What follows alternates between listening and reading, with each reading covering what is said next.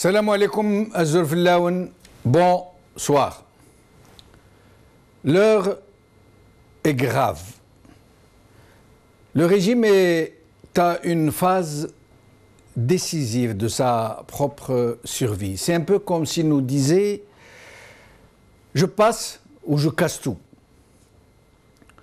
Plutôt qu'un bruit de bottes, c'est plutôt un chuintement de pantoufles qui glisse subrepticement dans les coulisses et dans les arcanes du pouvoir, puisque tout se passe en off, en catimini, presque le blackout, puisque ni la presse, ni la société dite civile ne savent ce qui se concocte, ce qui se prépare, si ce n'est cette brutale répression qui s'est ébranlée subitement contre des personnalités publiques, des militants des droits de l'homme, des généraux, voire même contre l'homme le plus riche du pays. Mais que se passe-t-il donc au sein du régime? Quelle est la nature de cette panique qui semble s'être emparée de lui?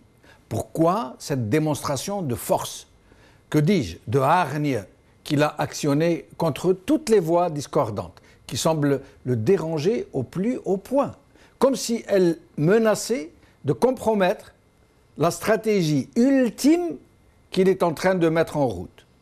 Ce fameux projet de révision constitutionnelle et ce référendum censé adouber, légitimer une situation que je n'ose même pas évoquer, tellement elle semble invraisemblable. Comment se fait-il que ce régime, qui a réussi l'impensable gageure d'avoir quasiment éradiqué le redoutable DRS, qui a pu renvoyer des centaines d'officiers supérieurs et des dizaines de généraux à leur foyer, alors qu'ils sont à un âge où ils pouvaient encore servir de longues années. Comment ce régime, qui a réussi un tel exploit, j'allais dire, puisse paniquer à un tel point, juste parce que des personnalités, qui étaient pourtant très proches de lui, s'expriment sur la scène publique. Est-ce justement parce qu'elles étaient très proches de lui? Est-ce parce qu'elles risquent de faire capoter le projet final de cette fameuse constitution qui serait la dernière étape d'une longue route pour une succession horizontale? Intimidation et représailles, tout azimut, sont donc au menu, jusqu'à des militants des droits de l'homme, des personnalités de la société civile, jusqu'à notre propre chaîne El Magharibiya, sur laquelle le régime vient de lâcher ses petits et grands Baltagia. Nos journalistes sont sous le feu nourri d'attaques en tout genre, de menaces, de pressions intolérables.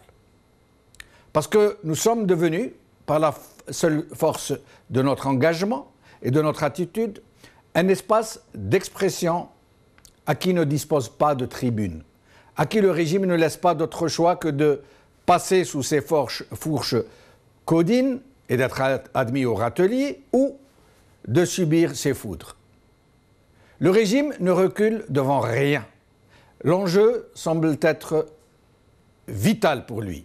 On sent bien qu'il cherche à faire peur, à dissuader, à instaurer la paix de la démission collective. Nombreux parmi nos invités habituels ont été approchés, d'abord de façon mielleuse, pour les dissuader de venir s'exprimer ici, en nous faisant passer pour les ennemis de l'Algérie, des agents de l'étranger, de la fameuse main étrangère.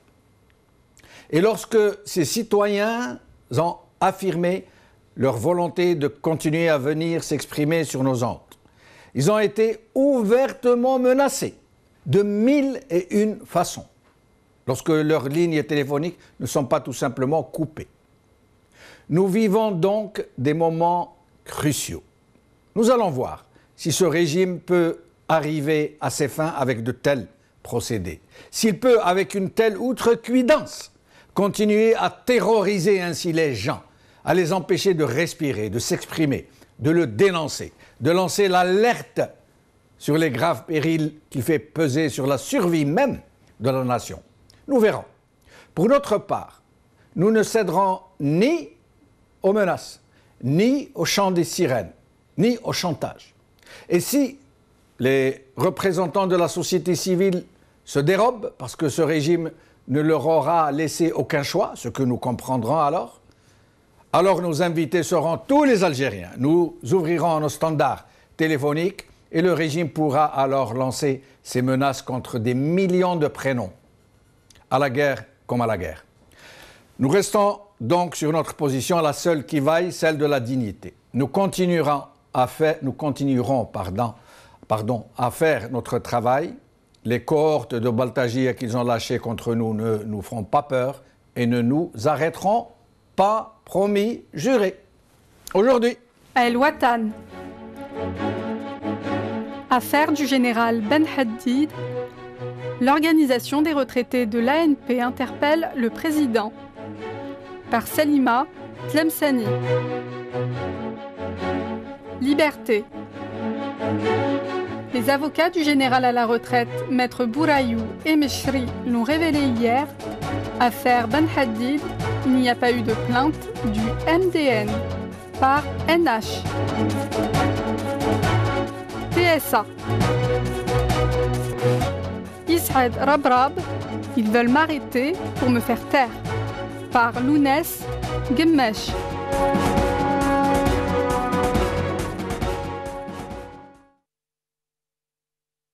Ordre alphabétique, Blam Abdelwakil, journaliste, Hamlat Ramadan, ex-officier supérieur. Hamlat Ramadan, merci d'avoir accepté notre invitation. C'est moi, M. Djamel. Merci. Par les temps qui courent, hein, c'est vraiment méritoire, j'allais dire. C'est un peu risqué, mais... Merci. Alors, les retraités de l'armée ont publié un communiqué, en l'occurrence, je crois, une lettre adressée au président de la République au sujet de l'arrestation du général Ben Haddid. Oui, en fait, il y a deux communiqués. Un communiqué qui a été signé par le bureau régional de Constantine, c'est-à-dire côté Est. Oui. Et il y a une lettre qui a été adressée par le président de l'Association nationale des retraités de l'ANP, de l'Armée nationale populaire. Oui. En l'occurrence, le général Woodey, oui, qui est apparu sur le journal L'Ouatan, je pense, d'hier ou d'aujourd'hui. Exact. Oui. Et moi, personnellement, je rejoins cet appel pour demander au plus haut, au sommet de la République algérienne, de prendre en considération d'abord le statut de la personne. Ben Haddid, il a un statut de moudjahid. Il est monté au maquis à l'âge de 16 ans. À l'âge de 17 ans. Voilà. Il a servi l'Algérie loyalement depuis cet âge jusqu'au jour où il a été mis à la retraite. Il a un rang très très important, quand même, il a le grade de général. Il a commandé l'une des régions les plus importantes en Algérie. Il a servi l'armée nationale populaire pendant longtemps, je dirais toute sa vie.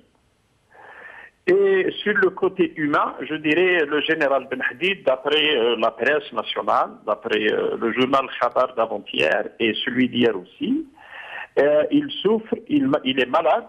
Donc, si on additionne le statut, le rang et le côté humanitaire. Allô? Oui, mais on vous écoute, Hamlat Ramadan. Et le côté humanitaire, je dirais, je lance un appel et je rejoins le général Woodey dans son appel au président de la République de prendre tout ça en considération et libérer le général Ben Haddid. Je dirais, quelles que soient ses déclarations, quelles que soient les déclarations qui ont été faites par ce monsieur, bon, ça peut rentrer dans le cadre de la liberté d'expression. Et je sais que Ben Haddid est parmi les gens qui respectent la liberté d'expression. Il est pour une justice libre et indépendante. Je dirais même qu'il a tout le temps, je dirais, milité pour ça. Il est pour un état de droit. Mais Hamlet Ramadan. Aussi, oui. Personnellement, vous, c'est normal, vous êtes un ancien officier supérieur, il y a cette solidarité de corps, vous défendez un ancien collègue ou un ancien supérieur, du moins c'est normal, je comprends parfaitement. Mais du côté des Algériens qui, dans beaucoup de voix en les généraux, quasiment des gens qui ont beaucoup de choses à se reprocher, qui ont souvent violé eux-mêmes les droits de l'homme, qui ont commis des crimes contre l'humanité. Mais en l'occurrence, je vais vous laisser vous exprimer le plus librement que vous voudrez. Mais en l'occurrence, beaucoup de gens ont perçu cette sortie du général Ben Hadid, ces déclarations, ces révélations, au contraire, non pas comme violation du secret militaire ou des révélations de nature à susciter le trouble. Au contraire, beaucoup de gens y ont vu une passerelle lancée entre Algériens pour aller vers une vraie réconciliation, pour dire toute la vérité sur ce qui s'est vraiment passé en matière de terrorisme, en matière d'interruption du processus électoral. Et c'est un général qui était opérationnel au moment des faits qu'il a dit. Et c'est donc pour ça que beaucoup d'Algériens voient en cette déclaration non pas des faits susceptibles de jeter les troubles, mais au contraire d'apporter la réconciliation et la vraie. Bon, Ben Hadid, comme je viens de vous le dire, il est démocrate, il croit aux élections libres, il croit à la démocratie, il croit à un état de droit, il croit à tout ça, donc il est démocrate en un seul mot. Et Ben Hadid, à mon sens, il n'a pas porté d'atteinte aux institutions, mais il a cité des personnes, donc les personnes concernées, par ces déclarations, ils ont le droit de porter plainte contre Ben Hadid et laissons la justice faire son travail. Laissons la justice suivre le général d'une manière légale, sans qu'il y ait un dépassement ou des bavures lors de son arrestation, ou bien sans qu'il y ait de je ne sais pas, lors de son arrestation. Mais justement, Hamlet Ramadan, justement, pour apporter de l'eau à votre moulin. Oui, pour apporter de l'eau à votre moulin, justement, le ministère de la Défense nationale déclare qu'il n'a pas porté plainte contre le général Ben Hadid. Qui a donc instrumenté la justice? Justement, si l'MDN ne porte pas plainte, parce que moi, à mon sens, je trouve que les déclarations de Ben Hadid n'ont pas touché l'institution militaire. Il a parlé d'une personne ou de deux personnes militaires qui étaient chefs dans le temps, quand il était à Ben Abbas. Il les a cités de nom. Il a cité aussi un émir du GIA qui sévissait dans la région de Sidi Ben Abbas. Donc, je ne vois pas pourquoi l'institution militaire dépose plainte contre Ben Hadid. Ben Hadid, il a affaire à des gens. Il a cité le frère du président. Il a cité Toufik, il a cité Feu Lamari d'ailleurs. Donc je pense qu'il a affaire à personne et non pas aux institutions de l'État.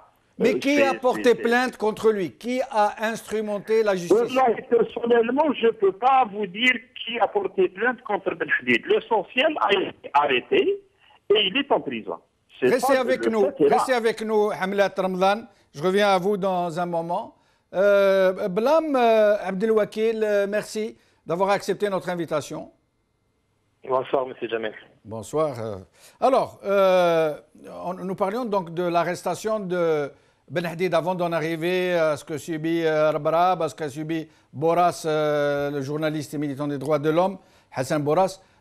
Pour qui du général Ben Hadid, à votre avis, puisque le ministère de la Défense nationale se défend, selon les avocats du général, se défend d'avoir déposé plainte. Qui, dans ce cas, a instrumenté la justice, selon vous? Écoutez, en revenant un petit peu sur le tenant et aboutissant de tout le sujet dès le début de l'arrestation, dès le début de la déclaration justement du général Ben Hadid, là où il a il a parlé de beaucoup de choses importantes, peu importantes, graves, moins graves, et aussi les conditions de son arrestation. Il a été arrêté, comme quand on arrête des trafiquants de drogue, pour chasser en pleine autoroute. Il a été arrêté, deuxième point, après pratiquement 11h30, ce que la législation algérienne ne le permet pas. L'absence d'une plainte officielle, comme le procureur de la République, justement, a dit à son avocat dans le dossier, ce qui nous laisse penser, et nous sommes dans la légitimité, justement, de penser cela et d'en croire, que quelque part,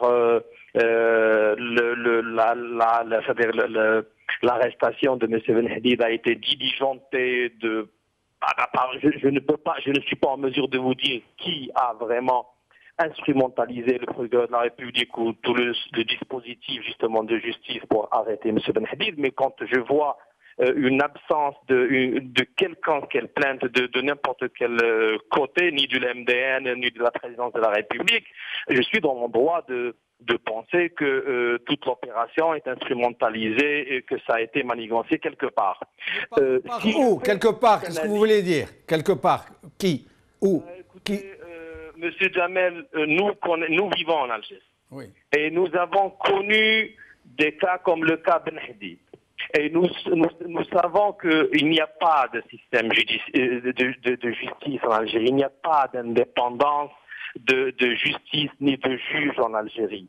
Alors qu'on nous fasse pas croire que le procureur de la République, le respectueux procureur de Sidi Mohamed, en écoutant ou en lisant Ben Hadid, a décidé de son propre chef et de sa propre volonté d'ester M. Ben Hadid en justice et de l'arrêter. Ça relève de l'utopie et de l'impossible en Algérie. Nous connaissons un petit peu comment ça a fonctionné dans certains cas la justice algérienne, les coups de fil, l'influence. Nous n'avons pas de juge ni de procureur de la République. Abdelwakil, vous êtes journaliste, vous êtes à Alger, je suis journaliste moi aussi, je sais comment ça fonctionne. Vous avez donc forcément des retours d'informations, des bruits, des rumeurs qui circulent. Alors selon vous, qui a donné l'ordre à ce procureur d'arrêter le général Ben Hadid? Vu le statut justement de M. Ben Hadid en tant qu'ancien général et à la retraite et ancien justement chef de la 8e division blindée, je peux analyser à aller jusqu'à 99% pour dire que c'est directement Gaïd Salah qui a ordonné son arrestation.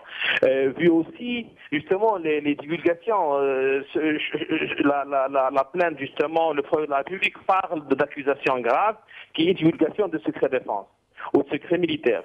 Ben Hadid, qu'est-ce qu'il a dit dans son intérêt? Il a parlé de la fameuse réunion de Ain al-Na'ja. La fameuse réunion de Ain al-Na'ja, il faut que les gens sachent, c'est un secret de polichinelle. Parce que Nazar lui-même en a parlé dans son livre. Oui. Alors c'est plus un secret. Dire que l'état-major de l'armée, l'état-major élargi de l'armée à certains mêmes responsables politiques s'est réuni à Naja entre les deux tours en 92 pour en débattre justement du comment faire, du comment réagir face au raz-de-marée du Front islamique du salut lors des fameuses élections législatives, c'est pas un secret. Mais je pense, j'estime à mon humble avis, opinion et analyse, que c'est le fait de parler justement de certains émirs qui dépendaient et qui étaient dirigés directement par certains militaires. Il a parlé de l'émir Makhloufi, il a parlé de Oulja, il a parlé de Dibeljian, en l'occurrence.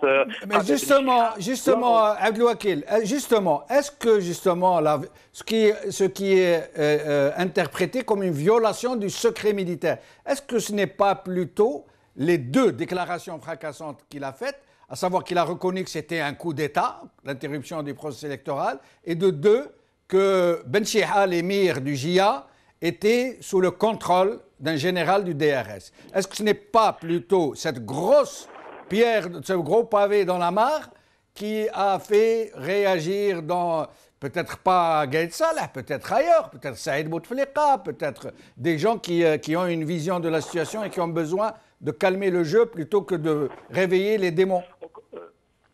Au contraire, M. Jamel, les accusations proférées à l'encontre de l'armée renforcent toujours la position de Syrie de la présidence, parce que Bouteflika et copain, et Bouteflika et Bradar plutôt, se présentent toujours comme des gens clean face à la situation sécuritaire que l'Algérie a connue. Ça veut dire que quand on accuse l'armée, ça ne fait que renforcer justement la position des frères et de la famille royale d'Alger. Mais justement, quand on parle de l'armée, là, la gravité et la dangerosité des propos de Ben Hadid réside là où il a parlé justement d'infiltration des rangs des forces, enfin des rangs des groupes armés dans le maquis à haut niveau. Ça n'a pas été infiltré au niveau des Jounoud. C'était pas de simples terroristes qui activaient, qui donnaient un petit peu des coordonnées où on en est, où on va se déplacer. C'était des émirs qui sévissaient dans le maquis, et il ne faut pas oublier que ça a coïncidé, les déclarations de Ben Hadid ont coïncidé avec justement l'anniversaire du génocide de Raïs ibn Talha. C'est-à-dire la population était intéressée, les réseaux sociaux parlaient de qui tuait qui à Raïs ibn Talha, et tout d'un coup il y a un général qui sort et qui disait nous avions des émirs qui sévissaient. Dans sa région il y avait le fameux génocide dont rares les gens qui parlent, et c'était le génocide de Ramka, où 702 citoyens ont péri sous les couteaux de gens armés, on ne sait qui. Et là, tu as un général qui sort et qui dit nous avions sous nos commandes des émirs. Là, c'est grave, c'est comme s'il disait nous avions des groupes terroristes. C'est-à-dire que l'armée avait ces groupes terroristes. Et c'est là où réside, à mon humble avis, la dangerosité des déclarations de Ben Hadid. Est-ce que c'est un secret militaire, secret défense? Si c'est un secret militaire, c'est encore grave. Ça veut dire normalement, il devrait être félicité. C'est une reconnaissance que c'est une réalité. Normalement, à mon avis, à mon humble avis, faire une telle déclaration, il devrait recevoir une médaille, puisqu'il a dénoncé une horreur, une atrocité, un crime contre les Algériens. Il n'a pas violé de secret militaire. Mais nous allons passer à présent au cas Hassan Boras, journaliste et militant des droits de l'homme, très connu en Algérie pour son engagement, pour son militantisme, ainsi que celui de ses deux sœurs qui l'accompagnent toujours dans son combat. Hamlet Ramadan, que pensez-vous de l'arrestation de Hassan Boras, qu'on a accusé d'outrage à corps constitué, qu'on a accusé d'avoir appelé à la sédition au sein de l'armée? Certains relais du régime disent même qu'il aurait demandé des millions de dollars à des puissances étrangères pour mettre le feu à l'Algérie, etc. Qu'est-ce que vous en pensez? Écoutez, moi personnellement, Boras, je ne connais pas la personne, je n'ai jamais rencontré cette personne. Maintenant, les déclarations qui ont été faites, Boras, moi personnellement, je ne les ai pas rencontrées ni sur les réseaux sociaux, ni sur la presse. Mais je dirais maintenant, si ces déclarations portent atteinte au bon fonctionnement de l'État algérien, je suis d'accord pour l'arrestation de ce type. Si ces déclarations peuvent pousser le peuple algérien à déborder et aller vers la violence pour revivre les mêmes situations que nous avons traversées en 90, je serai contre ce genre de déclaration. Maintenant, s'il a fait des déclarations, je parle toujours au conditionnel, s'il avait fait des déclarations, je dirais, il a parlé de certaines réalités en matière de gestion de l'État ou des institutions, où il a cité des personnes pour dire certaines vérités sur les agissements et sur les dépassements qu'il porte quotidiennement au service ou à l'institution. À partir de ce moment-là, je serai totalement d'accord avec de telles déclarations. Mais c'est des déclarations qui vont dans le bon sens, des déclarations qui vont dans l'apaisement, des déclarations qui vont la dénonciation d'un mauvais fonctionnement d'une institution de l'État. Je serai avec lui s'il essaye de sensibiliser le citoyen à être vigilant pour ne pas tomber dans le piège des pays du monde arabe qui sont à feu et à sang, je serais totalement d'accord avec ce genre de déclaration. Mais Ramadan, un outrage est généralement à la suite d'une déclaration publique, n'est-ce pas? Qui touche aux institutions de l'État. Oui, mais en l'occurrence, lui, c'est... Je suis entièrement contre toute déclaration qui touche au bon fonctionnement. Mais attendez, Hamlet Ramadan. Maintenant, des déclarations qui touchent aux personnes, là, je m'en fous éperdument. Non, mais même concernant... Il assume ses responsabilités. Ramadan. Maintenant, s'il y a des dépassements lors de son arrestation, là aussi, je suis contre ce genre de procédé. Non, mais Hamlet Ramadan, excusez-moi de vous interrompre, Hamlet Ramadan. Ce monsieur, Hassan Boras, a fait des déclarations publiques, puisque les outrages, c'est des déclarations publiques. On ne peut pas outrager quelqu'un en chuchotant à l'oreille de quelqu'un d'autre. Or, les déclarations connues de Hassan Boras sur les réseaux sociaux, sur sa page Facebook, sur ses déclarations, sur les banderoles qu'il brandit dans les manifestations, il est en train de dire que le clan présidentiel a corrompu le haut commandement, que malheureusement ceux qui contrôlent le pays obéissent à des puissances étrangères, que ces gens-là ont corrompu la plupart des grands serviteurs de l'État, qui se sont accaparés le contrôle de l'État et la légitimité populaire. Est-ce que ça, c'est un outrage à corps constitué? Ce n'est pas un outrage à corps constitué, mais certainement, le journaliste, certainement, il a des preuves. Il peut pas dire, il peut pas déclarer comme ça, accuser des gens de corrompus ou autre chose. Je pense qu'il a ses arguments. Je pense qu'il a des preuves. Donc, s'il a des preuves concrètes que telle ou telle personne est corrompue ou il essaie de corrompre d'autres pour survivre le plus longtemps possible à la tête d'une institution ou pour devenir demain président de la République, là, il a totalement le droit de faire de telles déclarations, mais il doit apporter des preuves concrètes devant le juge d'instruction et devant le procureur. Parce que, attendez, si on accuse quelqu'un à tort sans preuve, on risque gros. Moi, personnellement, je n'aime pas citer de nom et je n'aime pas accuser quiconque par faute de preuves. Si j'ai des preuves, par exemple, contre X ou Y, je peux vous le dire tout de suite. Et demain, si je suis présenté devant un juge d'instruction, je prends mes preuves avec moi et je les présente au juge d'instruction. Oui, c'est vrai, j'ai dit ceci et cela. Vous pensez vraiment ce que vous dites,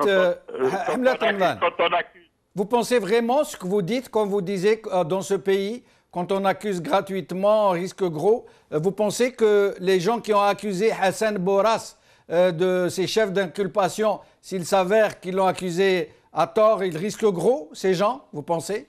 Vraiment? Il risque gros, ça dépend des cas, ça dépend des cas. Il se pourrait qu'il risque gros comme il se pourrait qu'il sera relâché dans une semaine. Ça, pas lui, pas lui, ceux qui l'ont accusé. Ceux qui l'ont accusé, pas lui. Tout dépend de l'instruction, tout dépend des accusations, tout dépend des preuves qui seront portées par l'intéressé. Donc, je ne peux pas dire que ça peut, Boras peut risquer gros. Non, vous m'avez mal compris, Hamlet Ramadan, vous m'avez mal compris. J'ai dit ceux qui l'ont accusé à tort. Si demain il s'avère qu'ils l'ont accusé à tort, est-ce qu'il risque gros? Est-ce que le citoyen qu'il est en droit de demander réparation à Saïd Bouteflika, par exemple? S'il est accusé à tort, moi, démocrate, moi qui crois à la liberté d'expression, moi qui crois à l'état de droit, je pense qu'il sera libéré le plus tôt possible. Et d'ailleurs, allô? Libéré, on n'en parle pas. Non, est-ce qu'il a droit de les poursuivre devant les tribunaux? C'est qu'il soit libéré le plus tôt possible et sans aucune condition. Très bien. Restez avec nous, Hamlet Ramadan. Abdelwakil Blam, Hassan Boras a entrepris une grève de la faim. Or, la première des choses qu'ils lui ont faites, c'est de le priver de sucre. Or, vous savez, et ce sont là des usages internationaux, universels.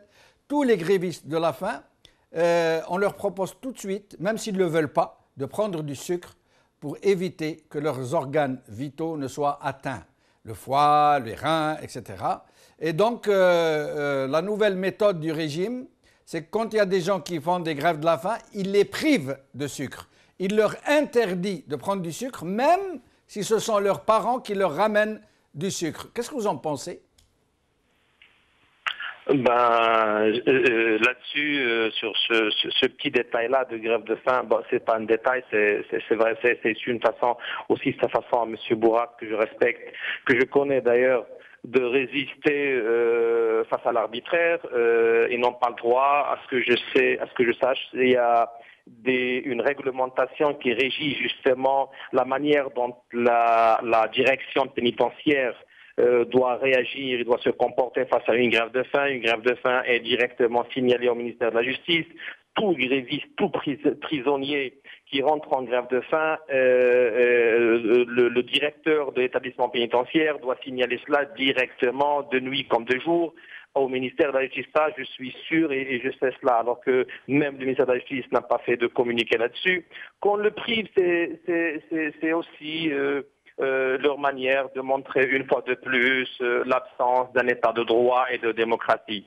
Si vous permettez que je revienne sur un petit détail de la question de M. Bourrak,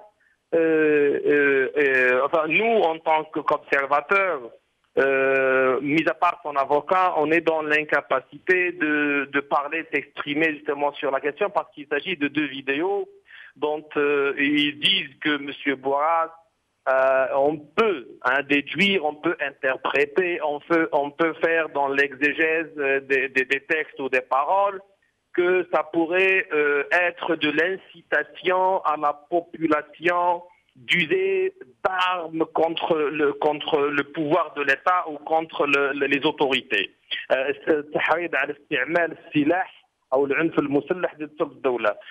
Cela est passible dans le code pénal algérien, dans l'article 144 de la peine de mort, M. Jamel. Il risque vraiment gros.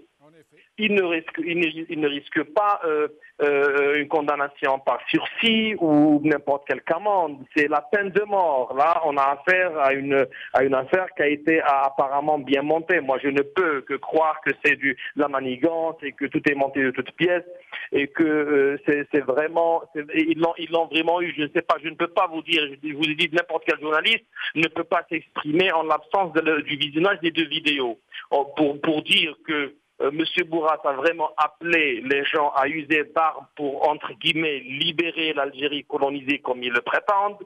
Ça, je ne peux rien vous dire.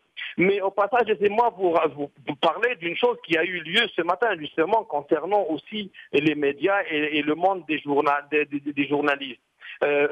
Hier, déjà, un directeur d'une chaîne de télévision qui est intervenu justement sur la chaîne El Maraïbia se trouve hier convoqué par le ministre et aujourd'hui esté en justice par le même ministre. Le directeur d'Al Watan TV.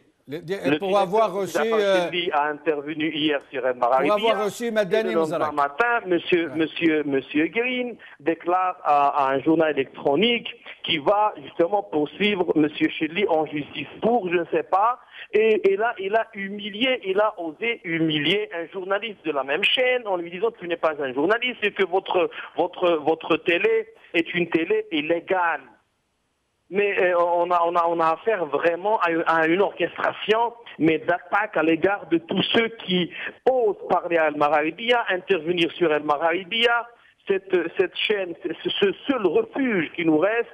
Et il porte la menace à tout le monde. Il suffit d'intervenir sur cette chaîne pour se trouver le lendemain matin en train de répondre à des questions, à tout un questionnaire devant le procureur de la République. C'est vraiment malheureux ce qui se passe, c'est vraiment dangereux ce qui se passe. Ça relève une chose aussi, M. Jamel. Mais Abdelwakil, justement, puisque vous avez évoqué le sujet. Après, nous allons parler avec Farhat Hamlat Ramadan de pourquoi, du comment, pourquoi tout cela a lieu. Mais avant, je rappelle que Al Watan TV, cette chaîne de télévision, a reçu Madani Mzarak. Mais en fait, on lui reproche d'avoir reçu quelqu'un qui a été reçu par Ouihia, qui a été reçu par Sellel, qui a été considéré par les deux comme personnalité politique de premier plan. Et après, on le reproche de l'avoir reçu. On marche sur la tête. Il faudrait comprendre. Abdelwakil. Oui, et ce qu'on reproche justement à cette chaîne, c'est de ne pas, vous savez, qu'est-ce qu'ils ont dit à M. Chelly? Ils lui ont dit, mais on est dans l'impossible là. Ils lui ont dit, pourquoi vous ne l'avez pas censuré? Où avez-vous vu un ministère de la communication qui ordonne à des chaînes de télé de censurer les intervenants? Oui, c'est incroyable. Là. Ils disent, puisque c'était enregistré, vous aurez... Alors le gars n'a rien défié un président de la République, c'est moins que rien dans les républiques, dans les démocraties du monde. Oui, tout le monde peut défier un roi et un ministre et un président de la République. Je vous défie. Il est où le malheur? Il n'a pas appelé à la violence, monsieur Mezag, il n'a pas insulté, il n'a pas diffamé. Et puis, bon, je ne le défends pas, monsieur Mezag, j'ai beaucoup de différences avec lui. Mais comment peut-on responsabiliser une chaîne de télévision justement par rapport à des propos tenus par un intervenant dans un plateau? Et oui. on nous parle d'état civil, et on nous parle de démocratie, et on nous parle d'une prochaine constitution porteuse d'espoir, et porteuse de plus d'ouverture, et porteuse de beaucoup de rêves dont les Algériens ont rêvé et on rêve toujours, M. Jamel. Restez avec nous. Hamlet Ramadan, au sujet de l'affaire Rabrab. Bouchouareb qui l'attaque frontalement, qui l'accuse de s'être prêté à des transactions frauduleuses de très grande portée en matière d'importation d'équipements. Et nous sommes sidérés. Pourquoi? Parce qu'il attend que le courant ne passe plus pour lui sortir ça. Ça veut dire qu'il était au courant, il n'a rien dit, tant que Rabrab, selon lui, tant que Rabrab était dans le bon chemin. Dès que Rabrab sort du bois, dès que Toufik est dégommé, pof, on accuse Rabrab d'avoir s'être prêté à des transactions frauduleuses. Et lui réagit de façon très ferme, très musclée. Qu'est-ce que vous pensez de cette grosse polémique avec l'homme le plus riche d'Algérie, il faut le rappeler?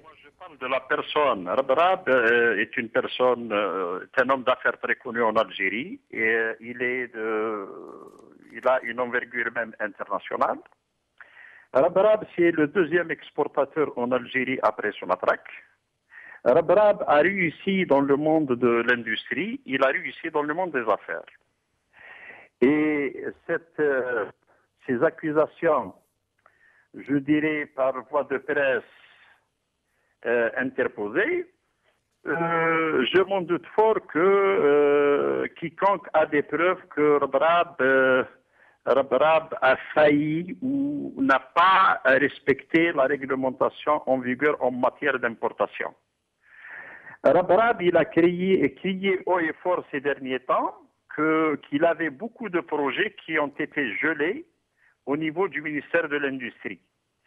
Et il a même dit que ça fait 10 ans que des dossiers sont bloqués au niveau du gouvernement pour réaliser pas mal de projets en Algérie.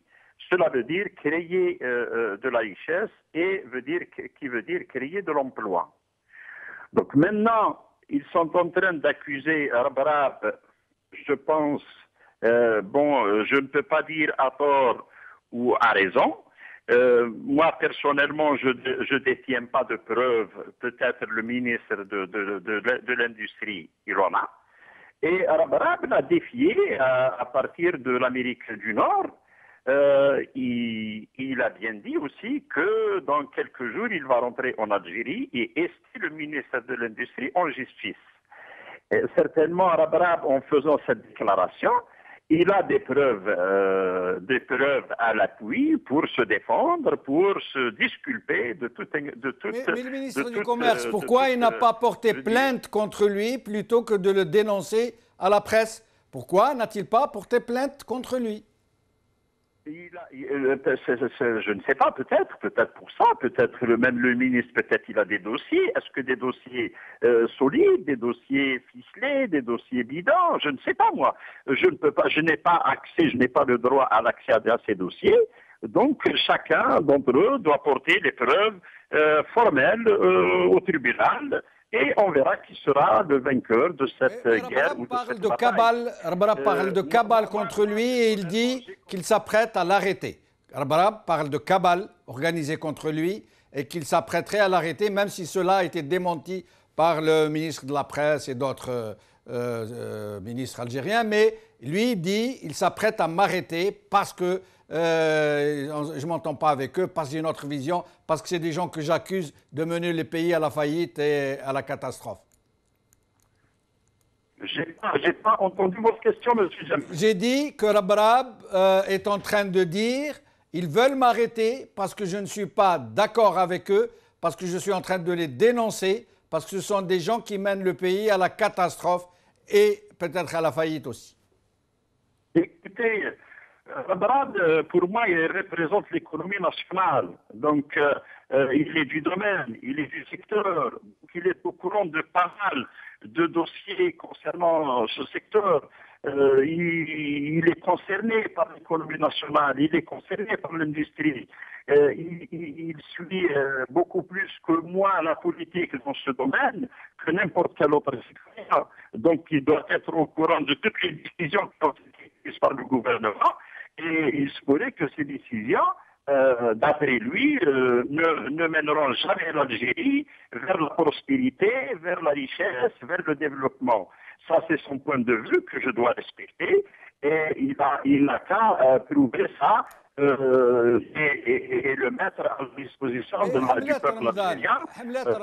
Développer ses idées, démontrer au peuple algérien par voie de presse que toute décision ou le programme qui est établi par le gouvernement ne fonctionne pas bien. Il mène l'Algérie vers la dérive, il mène l'Algérie vers la faillite. Et tout le monde sera content, tout le monde sera au moins au-dessus de ce qui se passe à l'échelle gouvernementale. Restez avec nous, Hamlet Ramadan. Abdelwakil Balam, c'est une question que nous poserons à Rabrab s'il vient dans cette émission. Nous l'y avons invité, nous attendons sa réponse. Mais j'aimerais vous la poser. Rabrab, il y a un échange très vif entre Rabrab et le régime algérien. Mais sinon, Rabrab lui-même, il a prospéré dans les plis du régime. Il a prospéré en partie grâce à l'aide de généraux qui le protégeaient, qui l'ont aidé. J'imagine que c'est un secret de polichinelle. Est-ce que vous êtes de mon avis? Ben, écoutez, moi, Monsieur Jamel, j'ai eu à lire son bouquin, et Saad Rabrab, le fameux bouquin, le seul bouquin qui a été édité sur l'expérience vitale.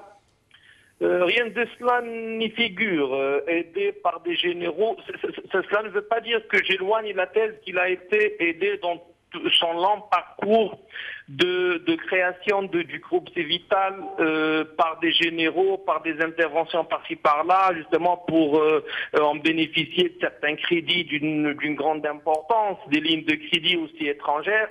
Ça, je n'éloigne pas la thèse, mais je dis qu'il n'y a pas de preuves là-dessus, mais il est connu dans tous les pays du monde, notamment, enfin dans le pays du monde, tous les pays du monde non, mais dans les pays, entre guillemets, gérés par les armées, tels que l'Algérie, tels que notre respectueux pays, que faire alliance de copinage, de partenariat tacite avec certains généraux pour être protégés, est une devise auquel recourent tous les hommes d'affaires, les grands hommes d'affaires, et ça c'est de leur droit. Ils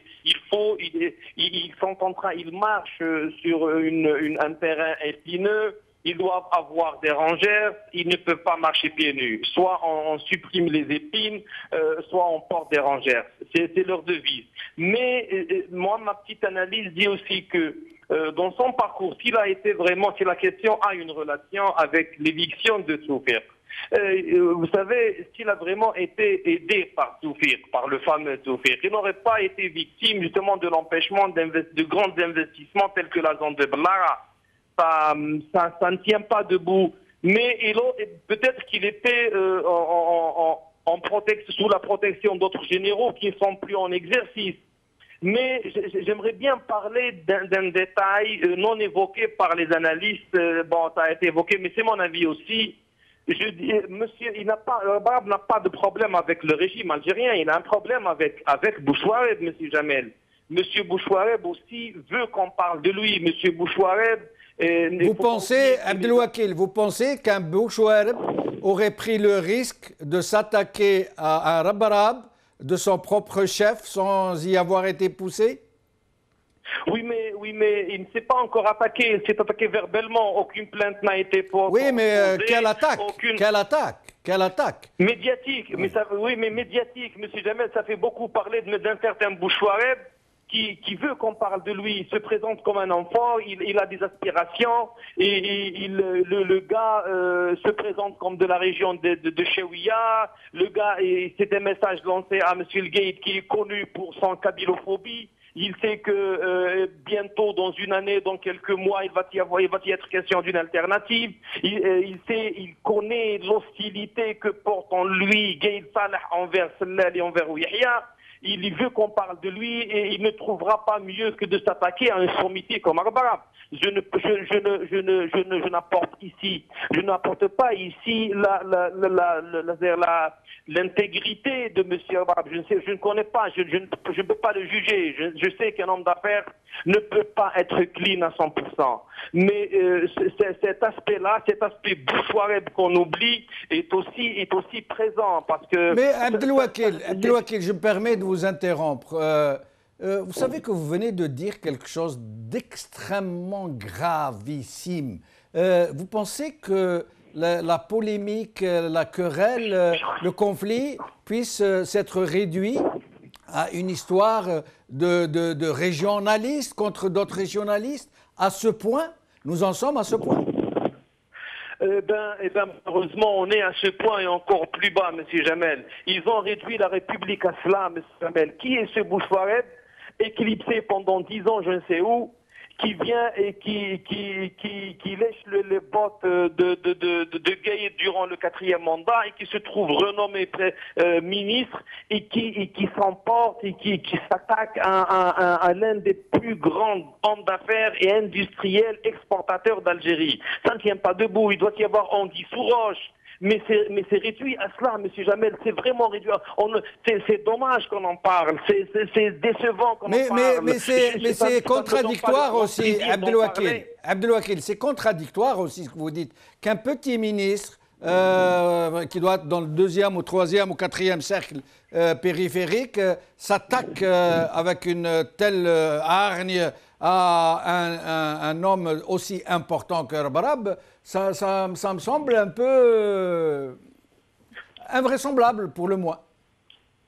Écoutez, ça vous semble qu'il est des derniers rangs ou des rangs un petit peu arriérés du pouvoir, mais mes informations disent qu'il est l'un des plus proches de Saïd. Il est vraiment l'un des plus proches. Ah, donc c'est Saïd qui s'attaque à Rabarab, c'est pas Gaïd Salah. Oui, non, je pense pas. Je pense pas que l'institution militaire, d'une manière générale, parce qu'on peut poser le pour et le contre. Qu'est-ce que gagne Gaïd Salah en s'attaquant à Rabarab? Rabarab est un producteur. Rabarab c'est un plus pour l'économie algérienne. Rabarab, c'est vrai qu'il a été contre le 4e mandat et il s'est opposé justement lors de la recommandation de la fameuse réunion de l'ORACI du FCE. Pour soutenir le 4e mandat, mais ça n'a pas empêché Bouteflika d'être réélu. On ne peut pas porter une grande haine et rancune parce que M. Slim Othmani de Rouiba aussi s'est opposé au 4e mandat. On ne s'est pas attaqué à lui. Il est là, il travaille, il ne les dérange pas. Othmani que nous invitons aussi à venir dans nos émissions. Je veux dire, parler. Si M. Barab était contre le 4e mandat, mais il n'a pas bougé le doigt, il n'a pas mené une guerre à travers son journal Liberté, il n'a pas créé une chaîne de télévision contre le pouvoir, il est là, il mène ses affaires piano. Je ne pense pas que l'institution militaire... Abdelwakil, merci infiniment, nous arrivons à la fin de l'émission. Un dernier mot à Hamlet. Ramadan, nous arrivons à la fin. Justement, j'aurais besoin de ce dernier mot, M. Jamel. Je vous en prie. Je vous demande d'inviter M. Zitout pour la prochaine émission et j'aimerais bien faire part aussi. Oui. Et j'aimerais bien dire aussi que nous avons défendu les 3 personnes, que le militaire, l'industriel et le journaliste. Oui. Mais cela ne veut pas dire que nous sommes pour l'anarchie ou admettre à n'importe quelle personne de porter atteinte aux institutions de l'État. On est contre les injures, on est contre toutes sortes de critiques négatives qui peuvent nuire au bon fonctionnement de l'État algérien. Contre toute déclaration incendiaire et fracassante pour éviter à l'Algérie et au peuple de vivre la même situation des années 90, où tous les Algériens, sans exception, aucune, ont souffert beaucoup de la tragédie que nous avons traversée malheureusement avec beaucoup de pertes humaines. Très bien. Mais, alhamdoulilah, l'Algérie est debout, toujours debout. Alors, ensemble, nous devons être vigilants et travaillons dans le même sens pour éviter des débordements, faisant que la stabilité, la sécurité de l'Algérie soit sauvegardée, préservée et protégée. Travaillons pour la prospérité et le bonheur du peuple algérien. Merci beaucoup. Merci Abdelwakil Blam. Merci Hamlat Ramadan d'être venu dans notre émission. Pour ce qui concerne Zetot Mohamed Larbi, je lui fais part, Hamlat Ramadan, de votre invitation à venir répondre à une de vos questions. Il vous répond qu'il viendra bien volontiers pour s'exprimer sur cette question. Cette émission est maintenant terminée. Merci de l'avoir suivie. Salam alaikum. Khawala khair. Slama.